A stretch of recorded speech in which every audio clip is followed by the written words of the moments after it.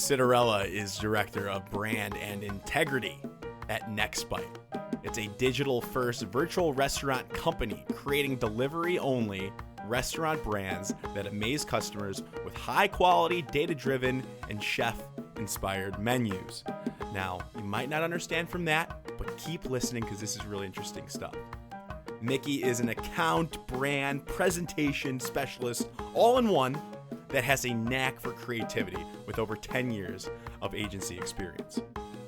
He's stuck at one agency for about 9 years post-college graduation, which is unheard of.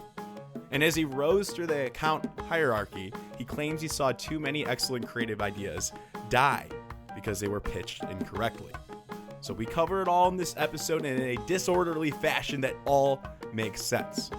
We start by congratulating him on his third child, and I contemplate my own future deeply as we are only 10 years apart. So for agency longevity, staying motivated, finding passion and excitement in your career, paired with advice on how to stand out and network, sit back and listen. This is the episode for you. Oh, and you're going to want to connect with Mickey.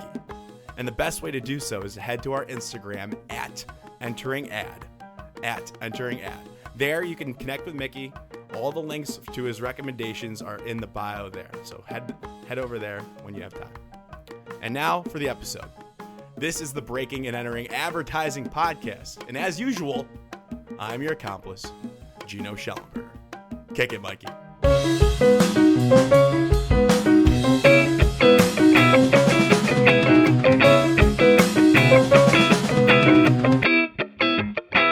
Mickey Citarella.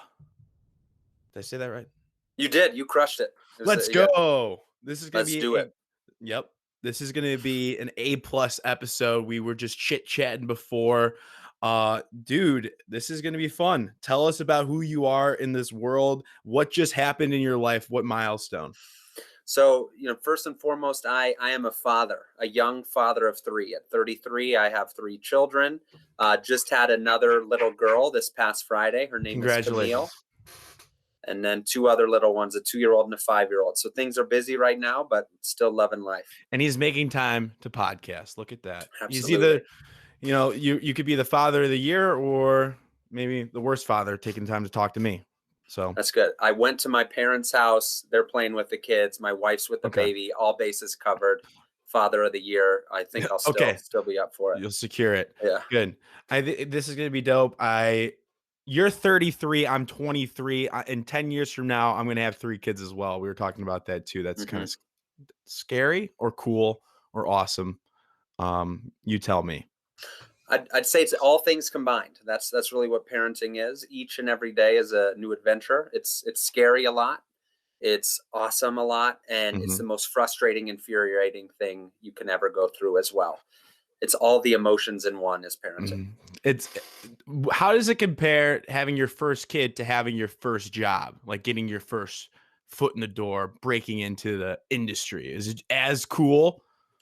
No, getting your first job's way cooler. You're making money. You're having a lot of fun. I'll be honest with you, Gino. Having your first kid is like the most intense shock to your system ever. Because you transition from like, hey, I do what I want to do a little bit of what my wife wants to do. And then you have this little one that's always crying and screaming. As a dad, it really doesn't want you. You have no purpose. And I remember when I got home from the hospital, I had to drive to pick up a prescription from Walgreens. And I put on sad music and I just started crying a little bit because I was like, what has happened to my life?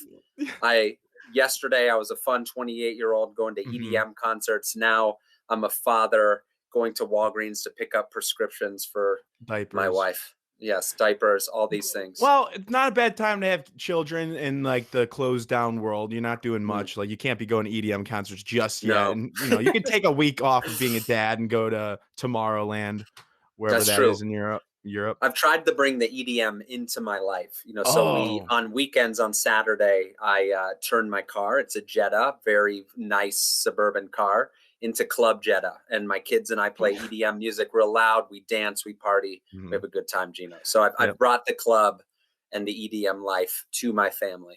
Life during is good. These hard times. Yeah, you figure out balance. Let's talk about your job here now, because you're doing some really cool stuff pretty recently. You are working as the director of brand and integrity at Yes, Nextbite. that's a very strange Nextbite. title, Gino. I Integrity didn't is know important.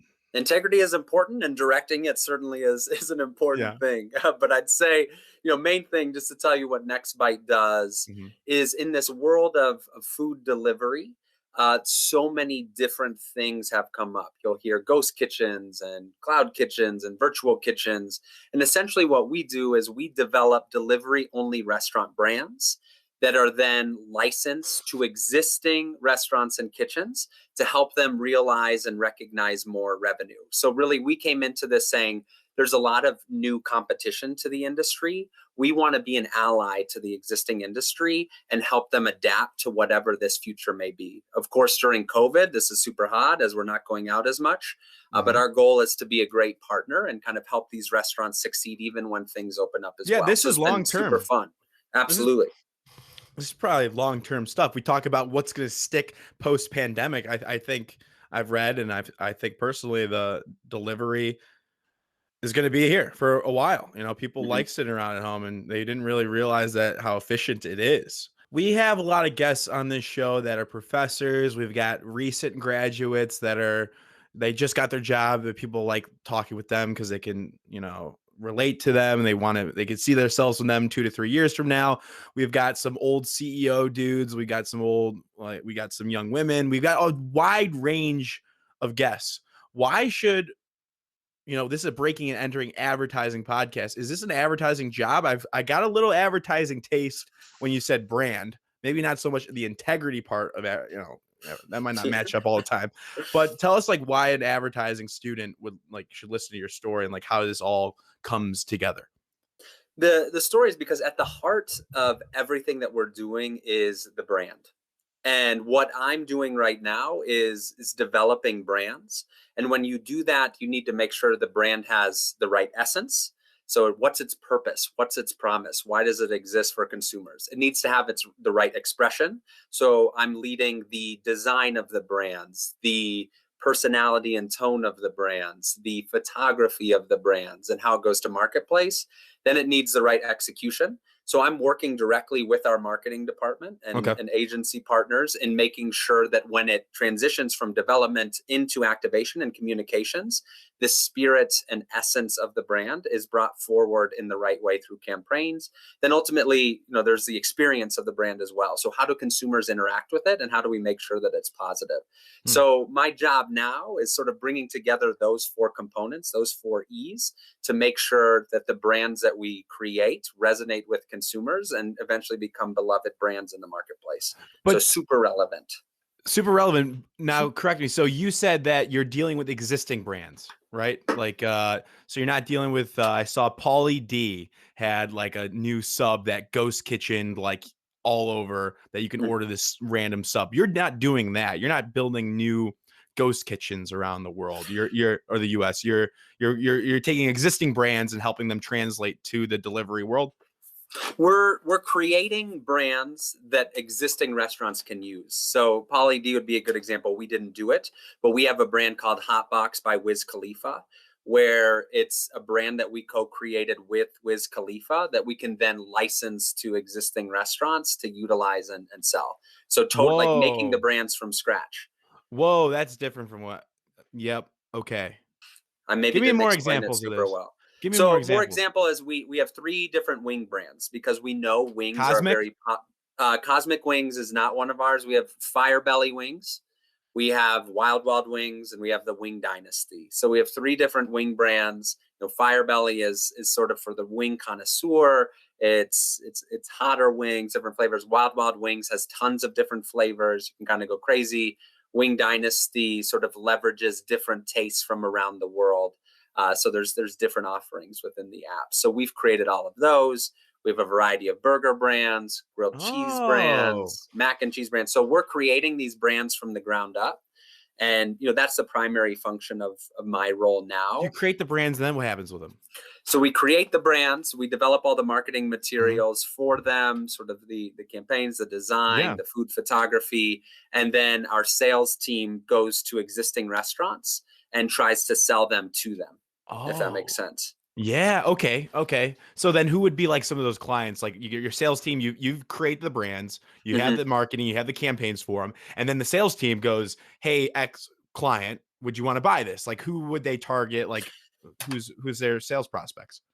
Sales prospects start with sort of small mom and pop restaurants. So going to Okay. them first, trying to find ways where they can recognize and realize more revenue, and then all the way up through sort of big enterprise Sure. restaurants as well. So it sort of runs the spectrum. But right now the goal is to sell to places that already have existing kitchens and operations in place. Wow. And you come up with the recipes and the food and all that too? Or Everything, which is super fun. So it's, yeah, all the recipes, all the food, and it's a very unique challenge because yeah. these kitchens can make a lot of different things, but you have to think about how it travels, how it carries. Is this easy to execute? Because it isn't necessarily the priority of the restaurant to make those things. So if they get a few orders in a night, you want to be sure they're done well. Yeah.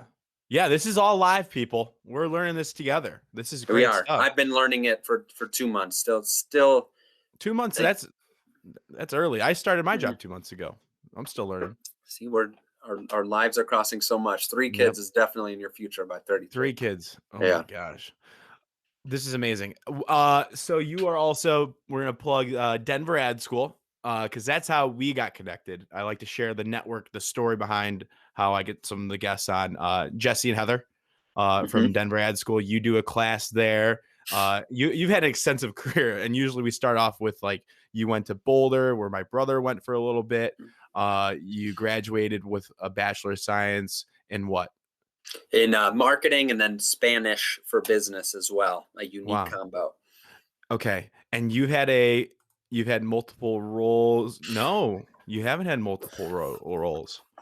You've had one role, it looks like, for 9 years. Yeah, so I worked, kind of worked at an agency called Sterling Rice Group in Boulder for nearly a decade. Started there as an intern and worked my way up Wow. there, primarily as an account manager, but then did a lot of work sort of in our insight strategy and innovation practice as well. So worked with Subway. We helped them develop different sandwich recipes with Qdoba, all sorts of different sort of big restaurants, big CPG companies, and then did a lot of work in agriculture on the advertising marketing side of things. Uh, I want to dive into that a little bit more. okay. Let me finish. So Jesse, Heather, you do teach a class at Denver Ad School. Hmm. You said you were telling me before the podcast, it's kind of like when the student, which is a new school, everybody go check it out. It's great work. But when the students are like on their last quarter, you teach them a branding presentation. Tell me, what was that called? Because it sounded really cool before we were talking. So Heather and Jesse called it the high art of selling with Mickey Citarella. So it's essentially teaching students and specifically creatives how to present and sell their work. Because oftentimes what I've seen is you leave advertising school, you have a great book of work, but it's creatives talking to creatives. And you have people that understand the deeper meaning, that love advertising for what it is, and you don't necessarily learn how to present and sell your work. And in my 10 years at Sterling Rice Group, I saw so many campaigns that I loved and I thought were fantastic die because they were not presented correctly. And the assassin of these campaigns can be anywhere. Naturally, you go to like, oh, the client killed it. And sure, that was the case a lot of Mm-hmm. times. Sure. But I've seen creative directors kill it, presidents of agencies kill it, senior account people kill it because Yeah, they don't understand the campaign because it's not presented well. So this is really trying to equip these students to not only create great work, but to present their work in a great manner. I love it. I love it. You're an account specialist Mm-hmm. by trade, but you understand the creative process and you understand how to sell that creative process, that insight, that the beauty of a campaign. That's the important part, because that you said multiple kill points. Mm-hmm. No, exactly. And I'd say I was a creative account guy. I'm a Yeah, lover of creative. I always you have to tell be. this to my students. I can remember the moment I fell in love with advertising. It was seventh grade. I was over at my friend Kenny Bohan's house, and I walked into his oldest brother's room, and his wall was covered in Absolute Vodka ads.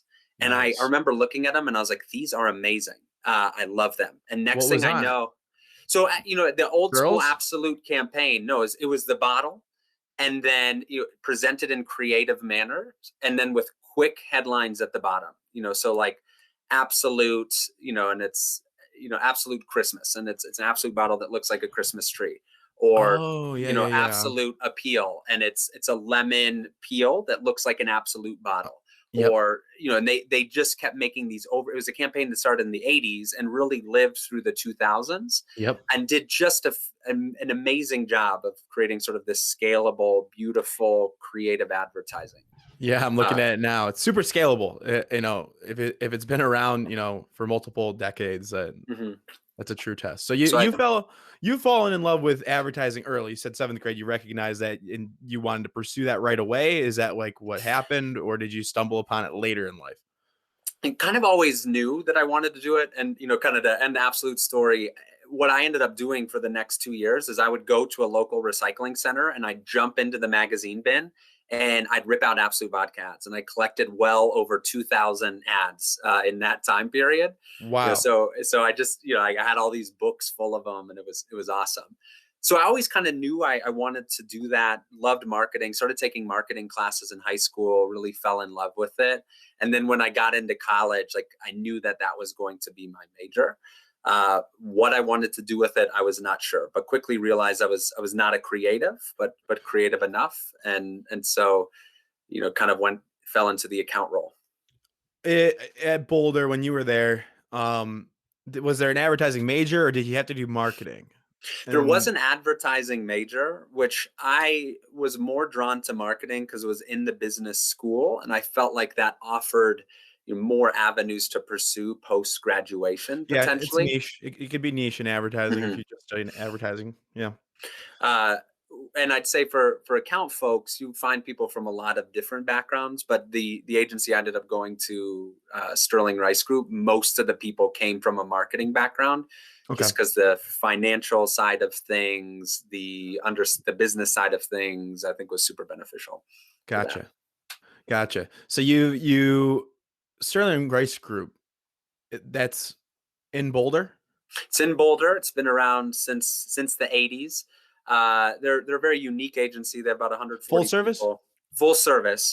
Huh. So media, creative, account work, but then they also have an insight strategy and innovation arm, and that's really where they're working with the big clients doing big projects. Yeah. So, I'm impressed that, you know, you stayed there for 9 years. How often do you see that nowadays? oh, not often at all, and I think that's a testament to how great the agency was. I felt like I could constantly sort of reinvent myself Good. and transform my work, How many which made it a people? lot of fun. About 120 to Oh, 140. good size. Good Yeah. size. Yeah. Great size. And you stayed there, and that's a testament to yourself as well, your commitment. And were there ever points in that 9-year frame when you're like, I gotta get out of here, or I think I could do this over here, or you had temptations to take offers from there? Yeah, there were always temptations, and I would always entertain them. Like, I remember in 2017, I was seconds away from moving to Cincinnati for a new job, and it ended up falling through, which was a great blessing in disguise, because right after that happened, I ended up going on a global project and got to go to Saudi Arabia, Indonesia, Argentina, Chile, all over the world doing Wow. research and advertising, and then got to start an entire, marketing and advertising program in Mexico, which was super fun. So it felt like every time I was about to jump at a new opportunity, something amazing came up at SRG and kept me there. Okay. Uh, Wow. What'd you do in Mexico? so I was working with an agricultural clients, and their almonds, very, Sure. just almond, like got milk, but for Yeah. almonds. And they supply was going up quite a bit. Lots of people are growing almonds in California, so they needed to open up new markets, and Mexico was identified as one. So I sort of led the marketing program there. We hired a sister agency down there and sort of managed the Oh, creative, set the how awesome strategy. was that?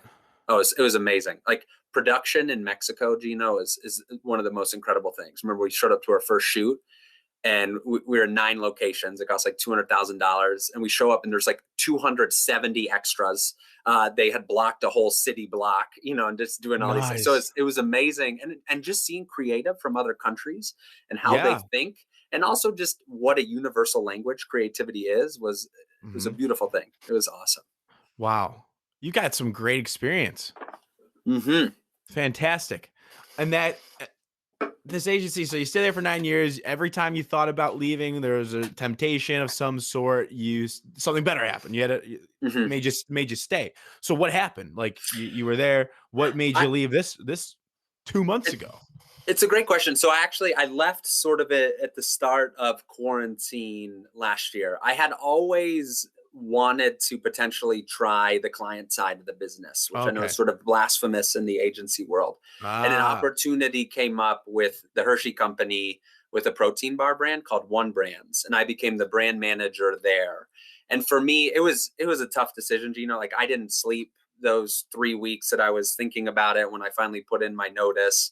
Ooh. Because it was just such a Yeah. change, right? And I was comfortable at SRG. I saw a bright Yeah. future there, but I felt like I needed to take this leap of faith to kind of again open up more avenues for my career in the future.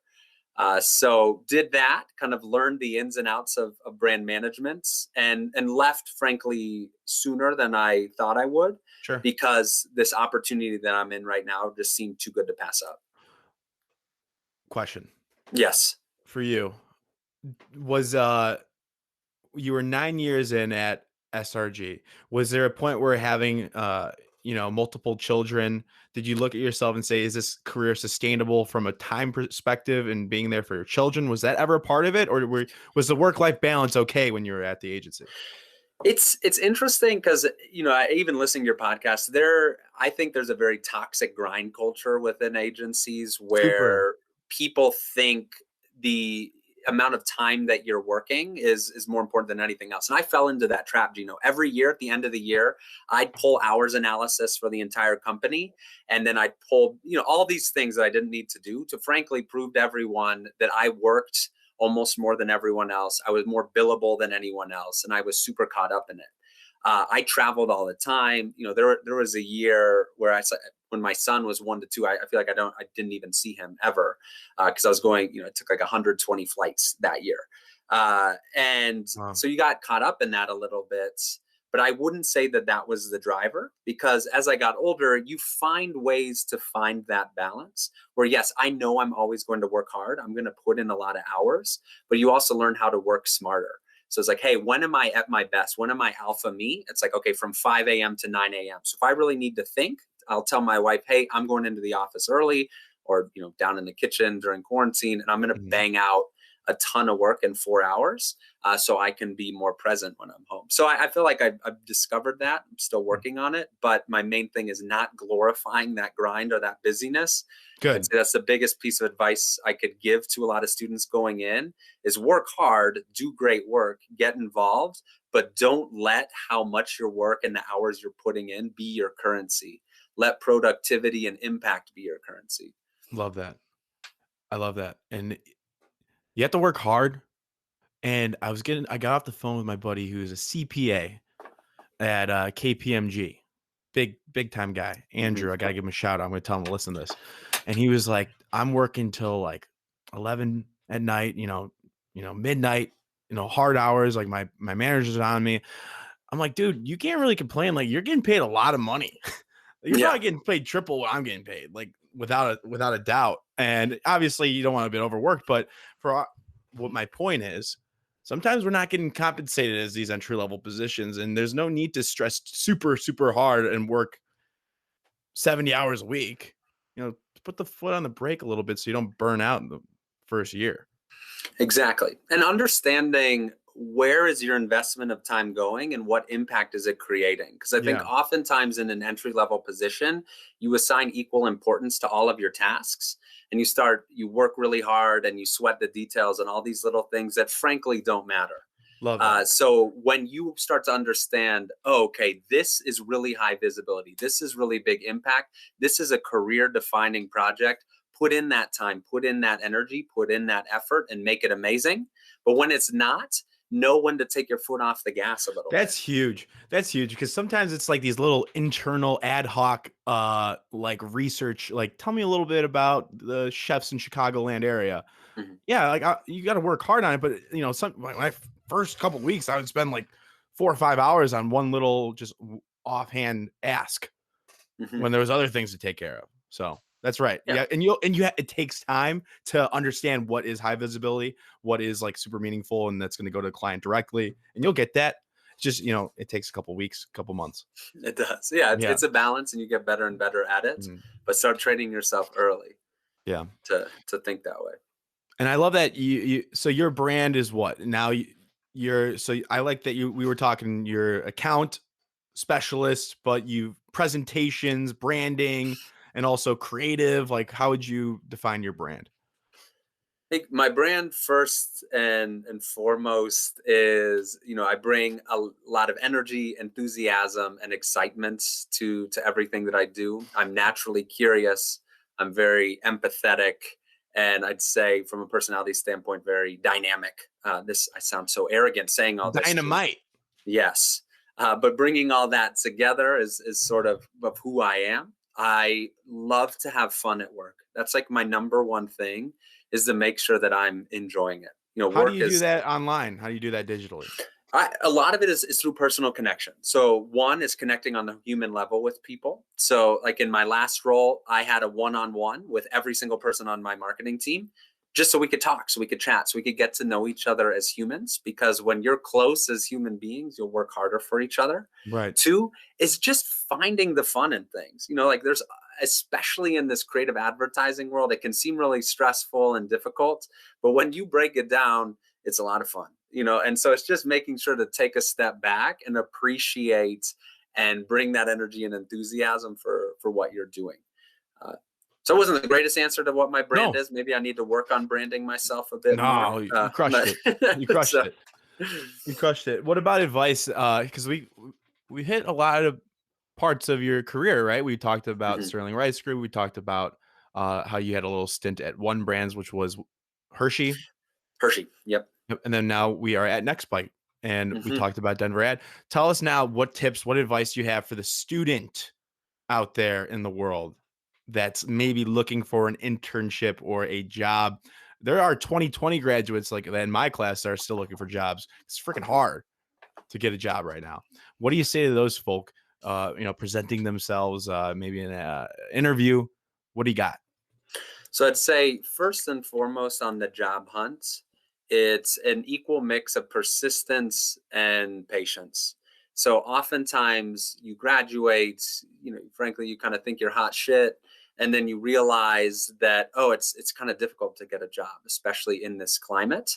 And you realize like jobs aren't coming to you. You got to work for it. And so the first piece of advice I always give people is make your network smaller. So like a prime example of this is I have a cousin graduating in the Dallas Fort Worth area from TCU in a couple weeks. She pinged me and she said, "Hey Mickey, do you have any? I want to work in Dallas. I don't have a lot of connections. Do you have any connections that you think I could speak to?" And I said, "Sure." So I email all my different people, and now she has 3 one-on-one meetings with important people in that area to connect with. So that's one thing, is just being able to put yourself out there, or find, if you really want to work at a certain agency, find people that work there, send them a LinkedIn, send them an email, see if you have a connection, and try and establish a one-on-one relationship, because that's always going to get your resume noticed and pulled from the pile. So it's doing that and making sure you check all those boxes. And then when you get into the interview, is prepare. So the first thing that I always say is make sure that you fully understand your business. You understand their offerings. You understand the human that is interviewing them. Look at their LinkedIn. Do exactly what Gino did. Know their background, what they're all about. So you can sound really smart when they ask you questions. But frankly, for me, I judge a person more on the questions they ask me than I ask them in an entry-level interview, because that shows me that they do their homework and that they're thinking a few steps ahead. So know that, like, for the interview, it's not just about answering the questions right, it's asking the right questions. And then follow up, super important as well. Write a thank you note. Again, sell yourself during that. I always like to ask in my own personal interviews, like, what are key attributes that you look for, to make this role successful? Sure. And they tell you, oh, like I want someone who's hardworking. I want someone who's driven, who's curious. And then you write in your thank you so much for interviewing me today. When I asked you the question, what attributes would make this role as successful as possible? You mentioned X, Y, and Z. I possess all these different attributes. Think you should hire me, etc. But yeah, it's just making sure you cross all your T's, dot all your I's, and you continue to sell yourself throughout the entire process. You also said patience too. Mm-hmm. That's the worst part of the job search, because there's nothing like the excitement of getting that interview done. You do all the right things, you follow up, and then what? You wait 2 weeks. It's like the worst part. It's really, and it's tough, and you may not get it. And oftentimes it's like, you never really know why you may not get a job. So and I'm glad you hit on that. Why I said patience is because it may take a little time, and it can become really degrading, and you can lose your confidence quite a bit, but you have to be patient with the process, but also with yourself. So you need to be patient and confident and not get down on yourself if something's not happening, because there's a gazillion bizarre factors that go into hiring that you never know. Yeah. So how many times should you follow up? You follow up a couple times, I would say, to make sure that you at the very least hear back. So when I do follow-ups, it's generally I send thank you notes to everyone. If there's an HR manager, that's sort of the person to pester, I would say, within this. Not the person that interviewed you, if it's like not the boss or They're anything busy. like that. And you don't want to seem as needy, where it's like, oh yeah, I really like Gino. Whoever coordinated the interview. Exactly. Yeah. So the HR person who you talk to first is the person to follow up with. I say generally follow up within, send your thank you notes, follow up within 2 weeks, and then follow up again within 3 to 4 weeks. If you haven't heard back again, do one more. That sounds awful. I hated doing that. Yeah, it's tough. And because you don't know if the job's on hold or, but they should at the very least give you an answer if you continue to do that. There is this phase when you apply, when you get a lead that like somebody like you get a connection and that might lead to a job. There's like this twilight, like fantasy phase, I call it, when you envision yourself in this new role for like every day, like count, like you just, all you're thinking about is this new role, just because you got your buddy's friend whose dad works at the agency said he's going to pass your resume along. And then you just start thinking about the role constantly, and that's where like the patience is really important. So I appreciate that advice. You bet. Cool. Anything else? I mean, what do you follow really to stay knowledgeable, to stay optimistic, enthusiastic? What do you read? Anything on like that you daily follow that keeps you updated and knowledgeable? So for me, I always find my greatest inspiration from books. So I feel like when I'm at my alpha state is when I've like read an amazing book about the industry or whatever it may be, and sort of taken it all in. So, some of the one book, Gino, sort of related to the conversation that we have, is called The One Thing. I think that is a tremendous book about focusing your time, effort, and energy on the one thing that's going to make the biggest impact for you, packed with amazing quotes. But it's one of those things that lays a really nice, solid foundation for how you should think about and approach your career. And there's a quote in that book, which maybe comes from that book or somewhere else, that I've really taken to heart and I think is very good for entry-level people, and resonates with what you said, is when you say yes to something, you're saying no to something else. So it's flipping the script on that and understanding, an economist would say the opportunity cost of saying yes to things. But love that book. And then from following every day, I love ComArts. I follow them on every social possible, LinkedIn, Instagram, Facebook, those sort of things. I love following, the One Club for Creativity, because they're constantly posting new campaigns, different things. But I'd say wherever you like to spend your time scrolling, be it TikTok, Instagram, Facebook, LinkedIn, whatever it is, follow some things that are related to the industry or outside the industry that inspires you. So you can get those moments of inspiration and quick hits when you're taking those mental breaks. So don't reserve it all for LinkedIn or like your 15 minutes of, I'm going to go on adweek.com or, look up Ad Age. It's like follow all these different entities across your different socials so it can kind of just interrupt and be part of your life. Love it. Love it. Amazing advice. How can people reach out to you? Do you want people to reach out to you? Do you encourage that? What's the situation there? But I love talking to people, so they can reach out to me on LinkedIn. So it's Mickey and then Citarella, my last name. We'll include that.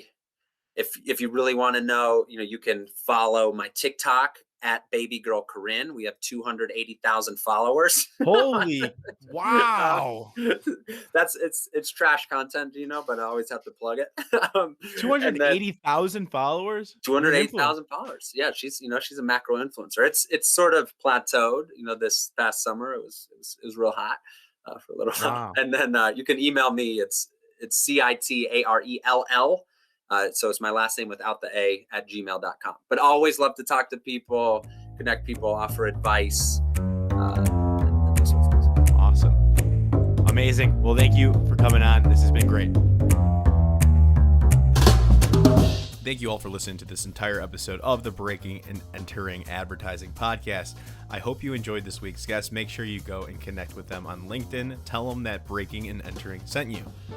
Now, thank you to Mikey Malarkey, our audio technician, and Buchan Zhang, our creative director, as well as the student team from the Midnight Oil Agency at the University of Illinois.